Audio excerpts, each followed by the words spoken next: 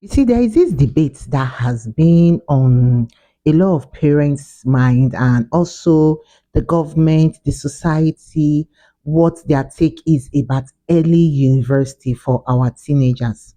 You see, there are a lot of parents that send their children to university as early as 16, 15 years, if not for the new policy that says, oh, you must be up to 16 years by September. If not, you will not gain admission. A lot of our parents send their young children to university at age 18. And here is my take on this. You see, while growing up, there are stages for everything in life. Even the Holy Bible said, even God did not create everything in one day, He created it day after day, stage by stage. He looked, and whenever what He does is good, He concludes it. But now, we parents, we don't even look at that. All we want to see is our children, our young teenagers entering university, finish at age 20 or age 18, and we can boldly say, oh, my child finished university at age. So why are you rushing the child? If I may ask, you see, a lot of us make that mistake of rushing our children because of our own selfish interests, but we don't actually know if that child is capable. You see, that's why the advanced country will keep referring to them. Reason being that you cannot just do that there except that child is extremely brilliant. And let me give you a shocker. Do you know that the more you early you push your child, the more that child ends early?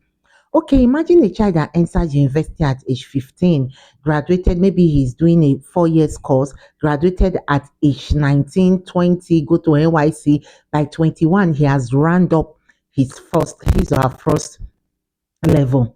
And meanwhile, that 21 is when some of her mates are also entering university.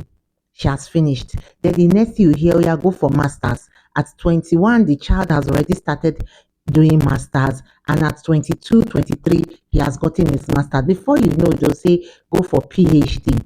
And at 28, 29, that child has earned her, her PhD. So after that, what next? After that, what next? Okay, the child will start working. After that, what next? You find out that the time this child would have used to enjoy what we call childhood, you have bombarded that child with education. That child, as far as I'm concerned, does not have what we call childrenhood. They don't even know what childhood is for him or her. But we parents will feel is a pride. Oh, before 30, my child has already gotten his doctorate or her doctorate. And at what gain? Then when that child now come across a high situation or situation that becomes overwhelming, that becomes a problem. I give you a story. I remember when I was in the university, my lecturer was telling us a story of a guy that became a professor as early as about 30 something years. What took people about 30 something years to gain, he got it in everything, he got it in less than 10 years. And by the time he was going to 40, the guy on left this world. And the mom started crying. I was like, oh, upon everything. And the truth is that was when our lecturer told us something. He said that all the rushing, it will get to a stage that life itself will not tell you that you don't have anything meaningful contributing to it again. It's time for you to leave.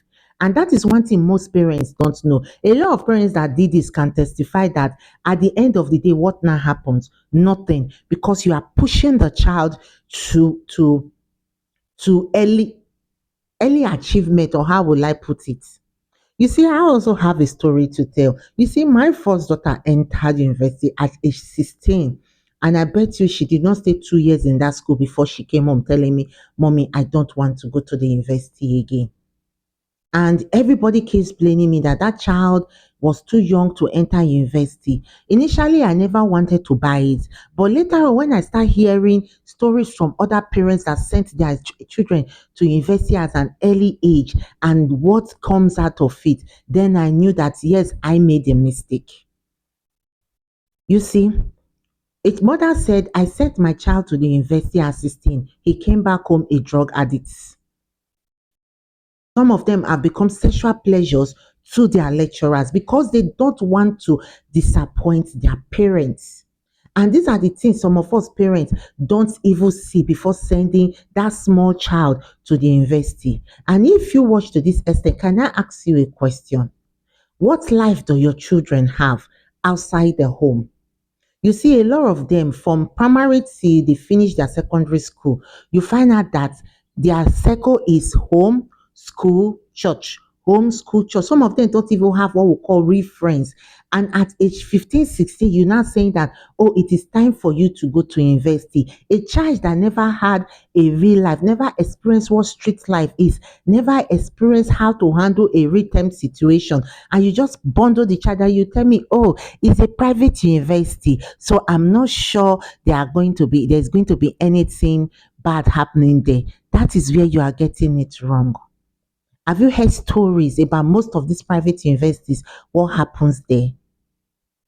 Because your child has not opened his or her mouth to tell you what happened in this private university, that is why you feel, oh, it is not because it's a private university, definitely they are going to take care of her, they are going to take care of him. Where I'm not sending him to a public university. It would have been better you send that child to a public university.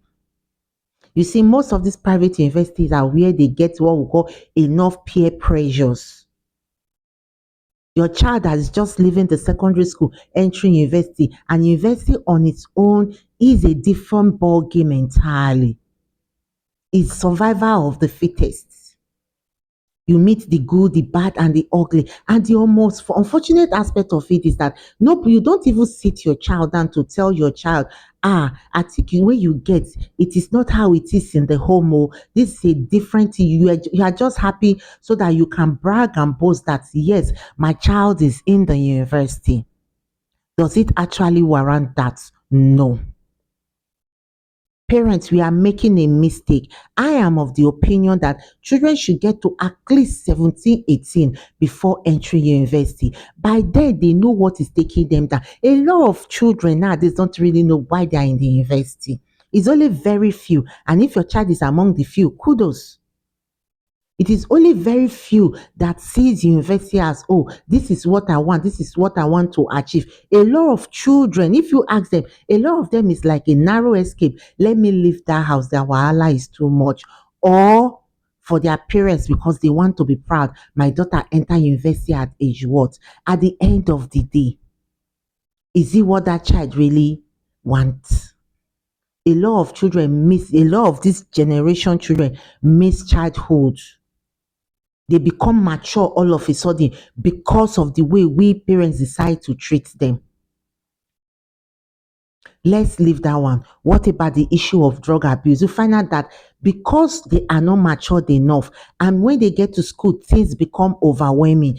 That is when you see a lot of them become indulging into drug. And the one that cannot cope, you see friends telling them this is how to go about it.